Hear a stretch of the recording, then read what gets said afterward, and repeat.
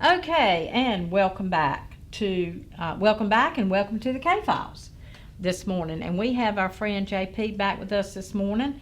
A little virus running through. Everybody has got colds right now, viruses. Everywhere I go, it's just like, I guess it's the weather. It's that time. I blame it on school. And yeah, when school starts back, amen. My wife told me, she said, now you watch. He's going to go back to school. My youngest son is at Southern High School.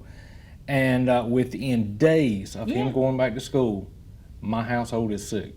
Well, think about it. Knock on wood, they're all crammed in those rooms, 30 of them, and, however many to get close together. So, every year it's inevitable, it's going to happen, but it is the time, so we might as well just put up with it. So, but we are doing the K-Files today, and this is a program under the auspices of Team Cold Case, and what we do is we pay money, we raise money so that we're able to give you money for tips that you provide to law enforcement. So we have cases that we talk about: Rocky Mount PD, Nash, Edgecombe, Halifax, Wilson. We kind of run the gamut. So, but we're going to talk about a local case coming up that I thought was kind of funny. And usually crime is not funny. And what he did was not funny. But what happened to him was funny to me. Because sometimes you can be your own worst enemy, trying to hurt somebody else. So, but first, let's talk about the Caisson Unit fundraiser again. Yeah, the North Carolina Troopers Association Highway Patrol Caisson Unit fundraiser is coming up November the 18th, 2023, out at Rocky Mount Mills. It'll be from 5 to 9. As you can see here from the flyer, they'll have the Caisson Unit on site, horse trailer. It's a big event. Tickets are available. Call or text me 919-369-0311. In the past, more recently, there's been plenty of tickets, but there has been times where we sold out of tickets. Yes. So please contact me, 919-369-0311, if you need tickets. Tickets are $75 a ticket, but this money goes, 100% of this money goes to feed, house, and maintain the Caisson Unit of the Highway Patrol. Recently, the Caisson Unit was deployed, I believe it was to the western part of the state. They were on site to conduct a funeral. One of the horses got out and injured himself, and he had to be put down. Wow. So they are without one of their lead horses. Oh. They're having a fundraiser online at the moment. I think they've raised somewhere around $5,000 of a $10,000 goal to kind of take care of the associated expenses of that. Tax money doesn't go to fund this unit.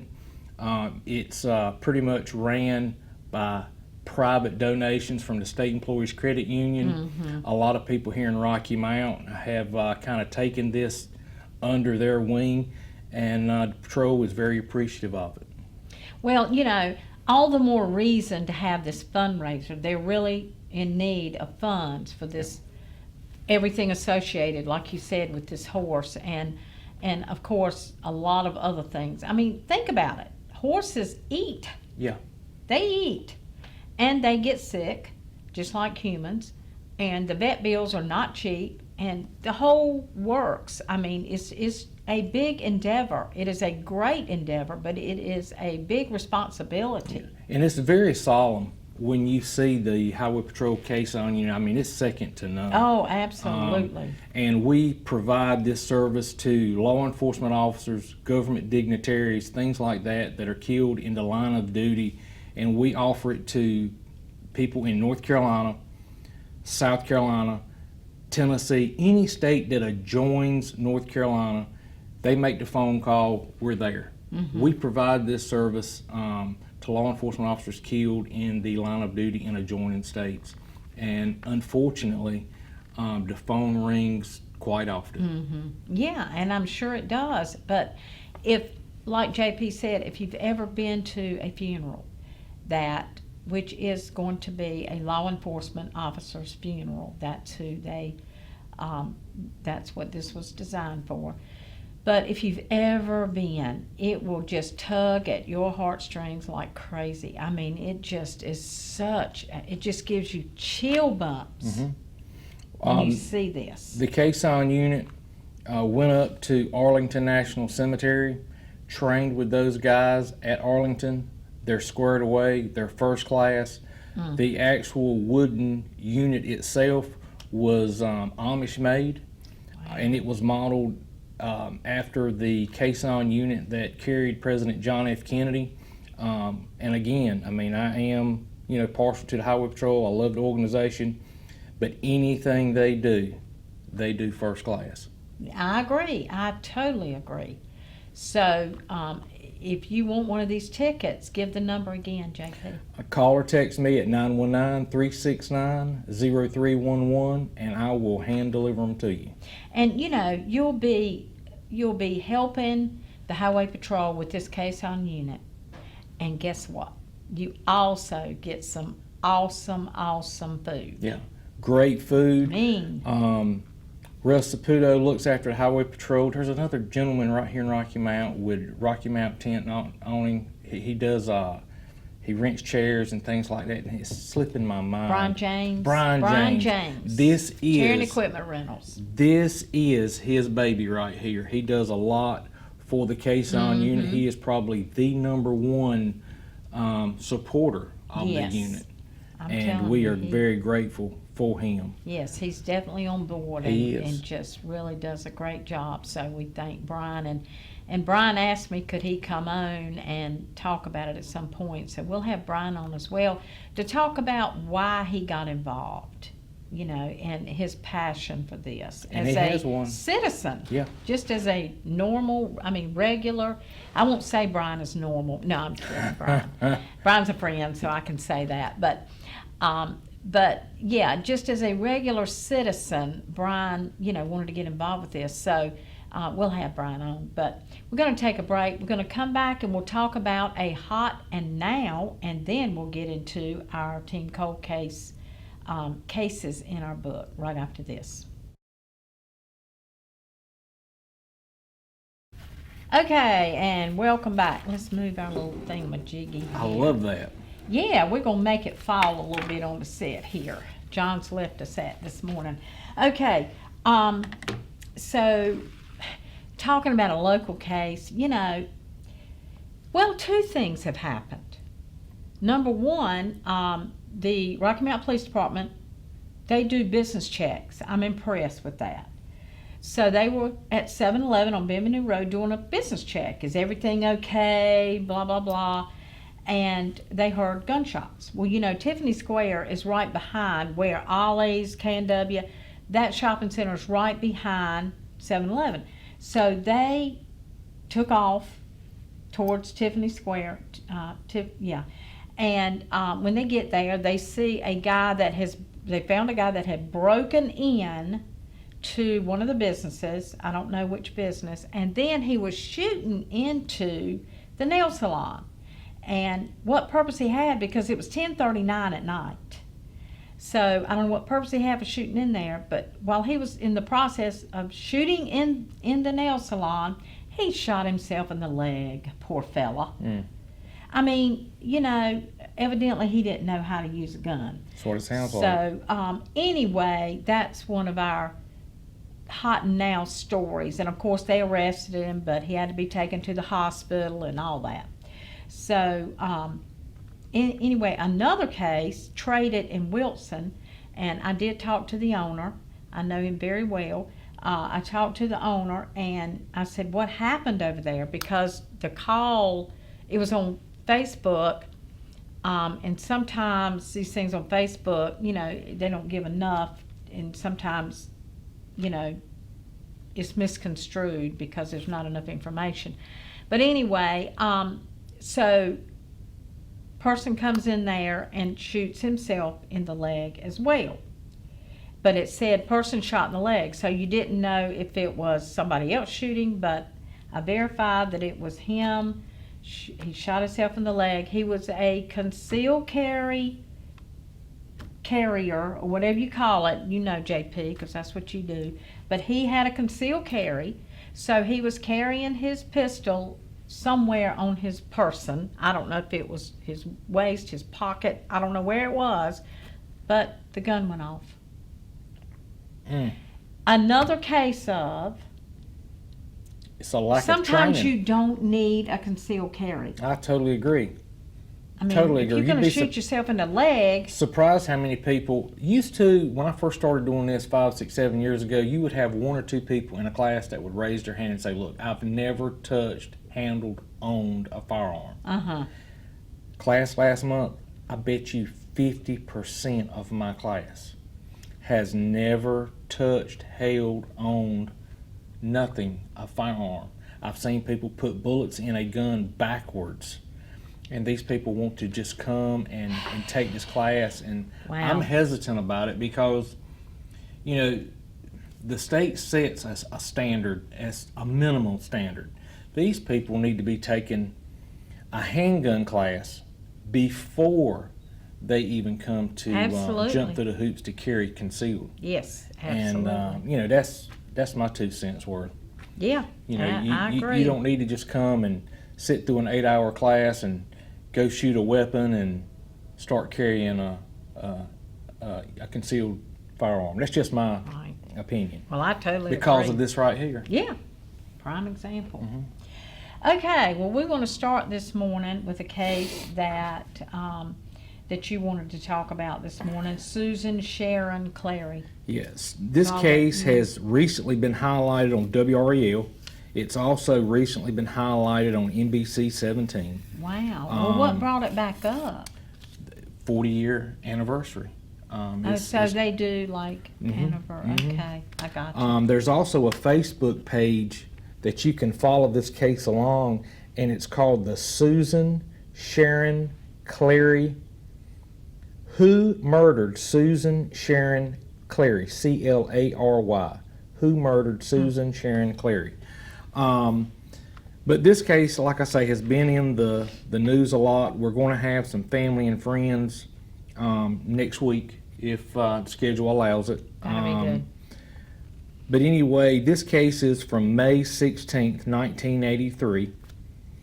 20-year-old and pregnant Susan Sharon Clary was found dead in her bed midday, nude, with 2 unfired guns nearby. The autopsy determined that the cause of death was asphyxiation secondary to strangulation.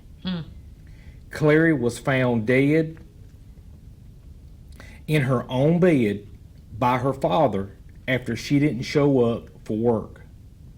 A bra was wrapped around her nude body, but it wasn't used to kill her, and she had not been sexually assaulted according to investigators. Her temple was bruised. There were 2 guns placed on top of the dressers, and previous to that, they'd been hidden.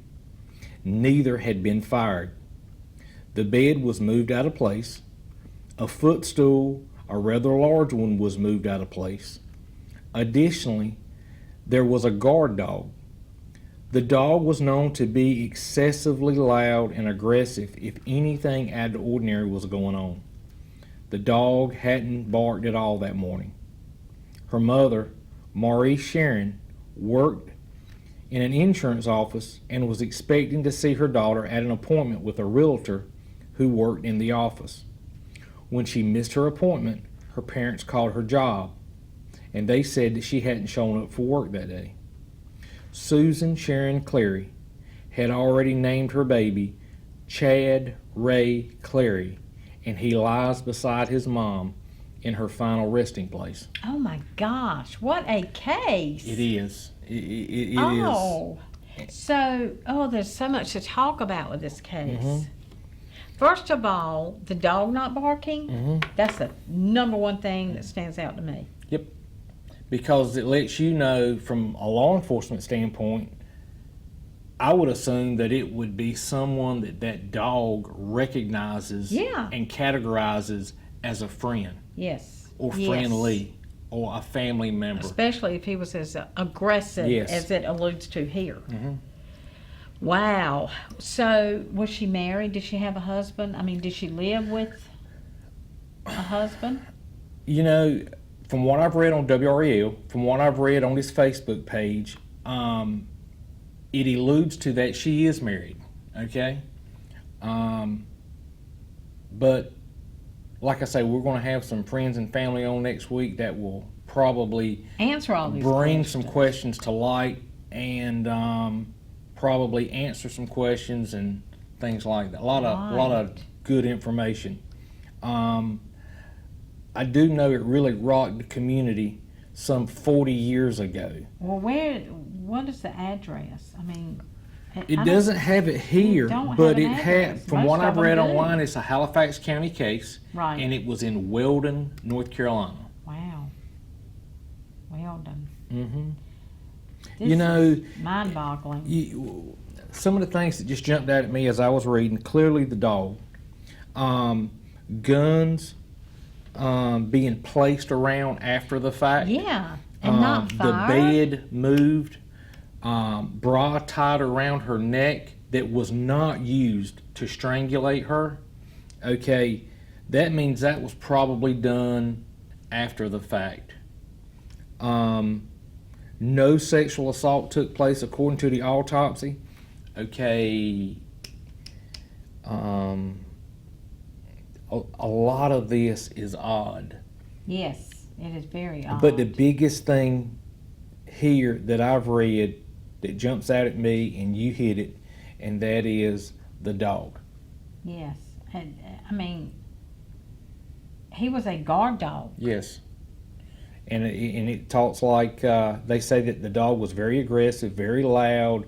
You know, for him not to have made a peep that morning, it was someone that that dog was familiar with. Yes. And the Absolutely. dog identified him as a friendly. Mm. But clearly, the house was staged after the fact. But why would you stage it? What was the purpose in that?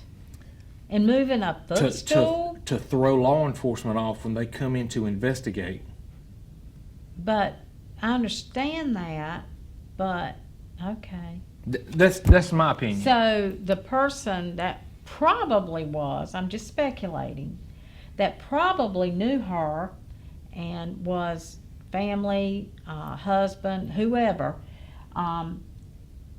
it was, they wanted law enforcement to think it was maybe just a break-in and a stranger and a That's what I would also think. golly day.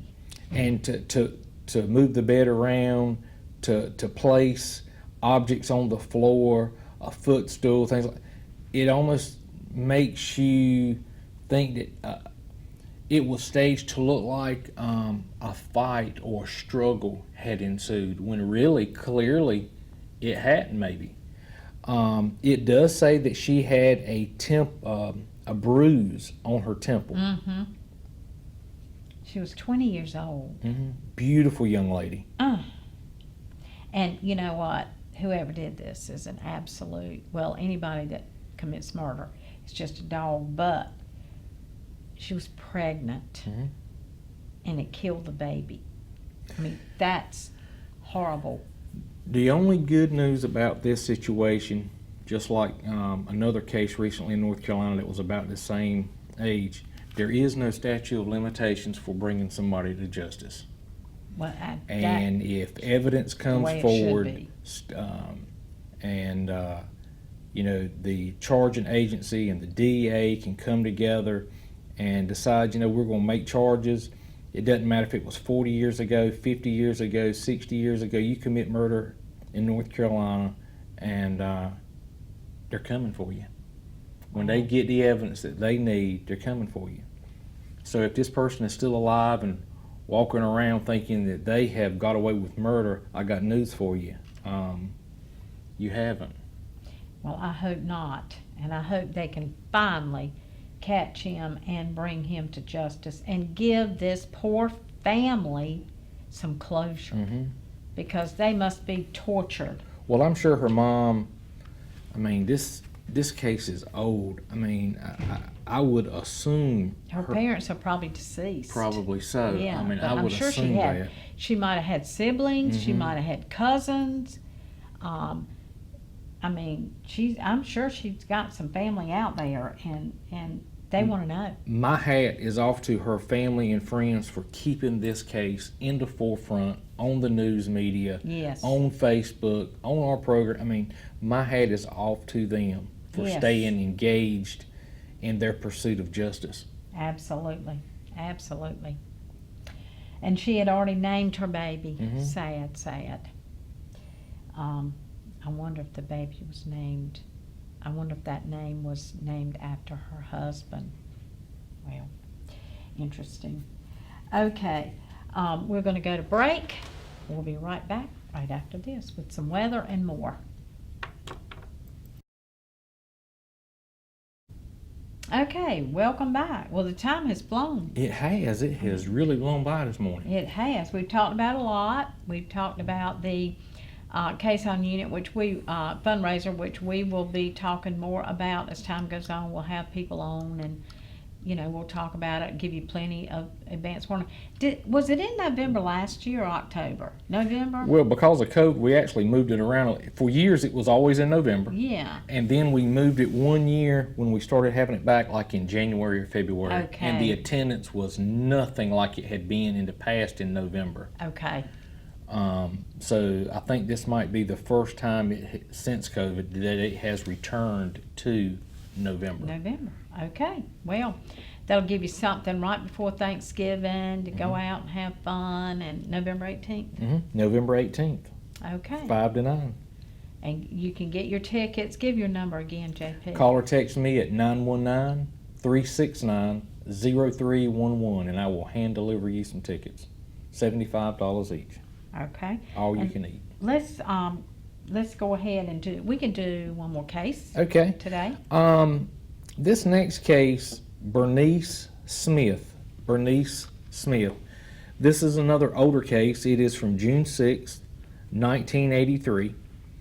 Sunday, the 5th of June, 1983. 23-year-old Bernice Smith left her parents' home in Scotland Neck with the intent of going to a local store to hang out.